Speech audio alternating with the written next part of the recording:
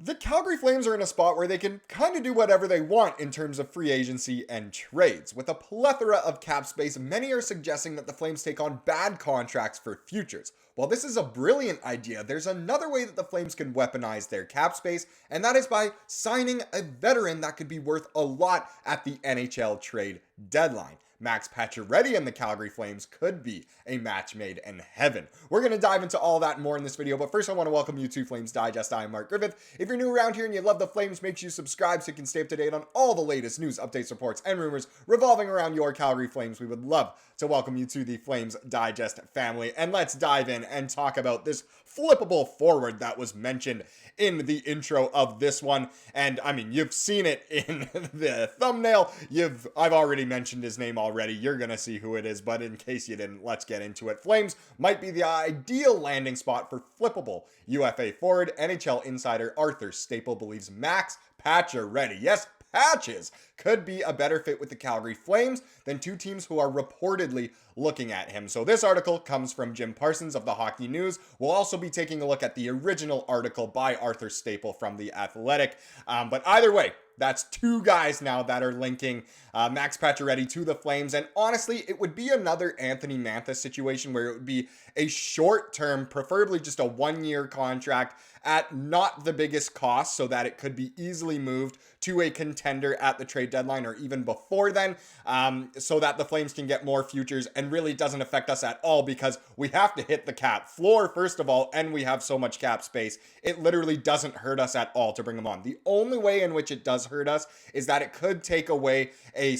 roster spot, a positional spot from one of our younger guys, but the young guys have time to develop. I personally would rather see the young guys up than signing a Pacioretty, but again, from a business standpoint, this makes perfect sense. But let's dive in here. So, as the NHL offseason rolls along, veteran forward Max Pacioretty is generating interest from multiple NHL teams, including the Toronto Maple Leafs and Detroit Red Wings. And it has actually also been reported that the Leafs are pretty much kind of full in on Pacioretty, which is really interesting. I don't see why the Leafs think that is what they need. But either way, the Red Wings are in on it too. However, Arthur Staple of The Athletic suggests that the Calgary Flames could be a better fit for the 35-year-old forward. Staple points out that Pacioretty is seeking to rebound from 3 challenging seasons and 2 Achilles tendon injuries. Really, really unfortunate. It's kind of like Sean Monahan in a way. Several reports this week suggest he's being talked about as a potential signing option since he's not yet inked a deal with an NHL club this summer, and the Flames are looking for cost-effective options to fill their roster. They might be wise to take a look. So that comes from Parsons. Now we'll get into what Staple originally said. So essentially what this article is naming good free agents that are still on the market and which teams suit them best. So Max Pacioretty, here you go. The 35-year-old forward has had 3 adrift seasons thanks to 2 Achilles tendon injuries to the same leg. He was healthy the back half of last season for the Capitals, but scored 4 goals in 47 games. Not ideal if you're known as a scorer.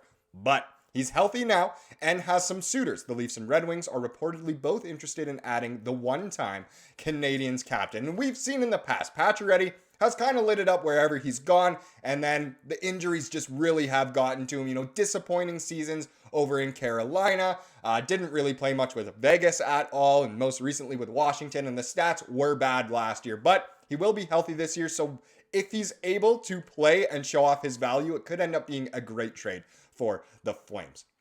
Best fits. Not sure Toronto is where he belongs, given the Maple Leafs need for a bit more two-way consistency in the middle of their forward group. And the Wings can't add any more over 30 guys, can they? Weird stuff going on in Detroit as of right now. Weird offseason they've had.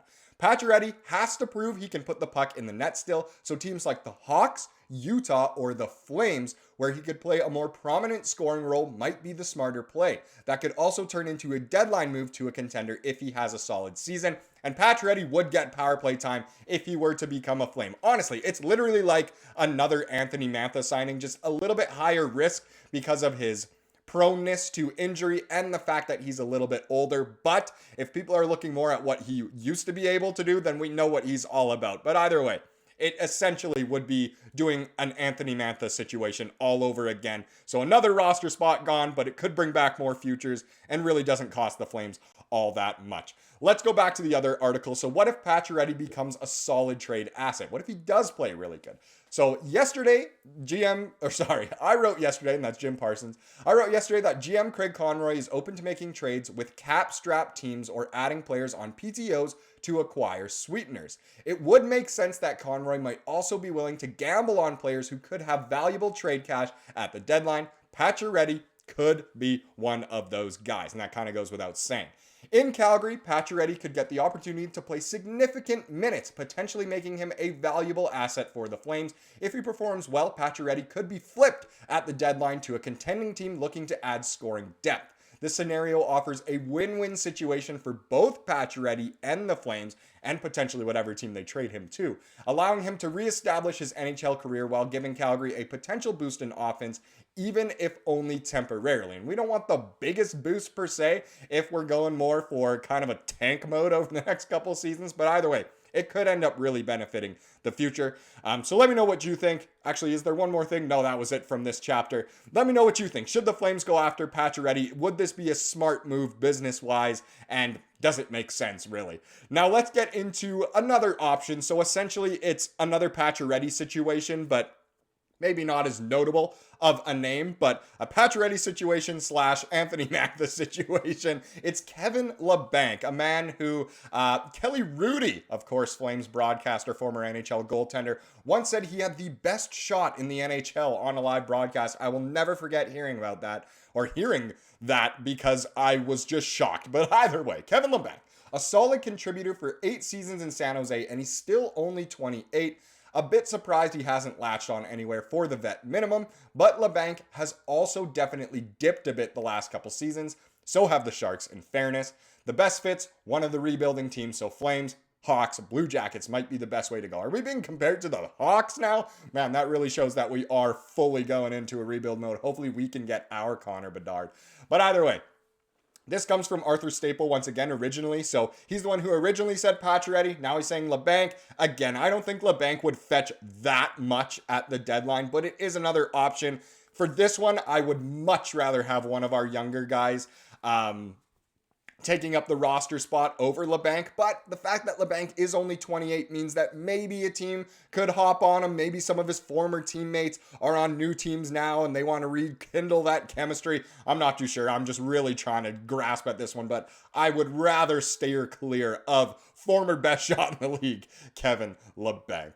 Now let's wrap up this video with the comment of the day, as we love to do. And this one's a bit of a longer one, so make sure you strap in. But it comes from Gordon. Oh, that's actually, I did want it over here. It comes from Gordon. He said, not every trade will be a Lindholm trade. And this is in reference to yesterday's video about Rasmus Andersson. You have to build a team from the net out. Connie did an amazing job for his first year with what Tree Living left him with. The Flames have an amazing leadership for the kids. We definitely need to trade out at the deadline, Raz and Coleman for sure. We can't do anything about Hubie. Not even with Hubie, we have an amazing cap hit. Naz, Weegs, and Bax are our leadership for the future stars. With Connie and Iggy, we will be out of the rebuild sooner than later. Connie and Iggy back in the early 2000s were talking about how much fun it would be for them to build an NHL team together. The Flames are in good hands. I do agree. The Flames are in good hands. This is a good optimistic viewpoint on what's going on here. And honestly, after yesterday's video, the consensus is that Rasmus Andersson should be traded this season. As much as he's loved, as much as, the Flames want to keep at least some good players around, it just makes sense from a business standpoint and a future standpoint to trade away Raz as much as we love him. Thank you so much for watching this video. Please subscribe like we saw here today and have a wonderful rest of your day.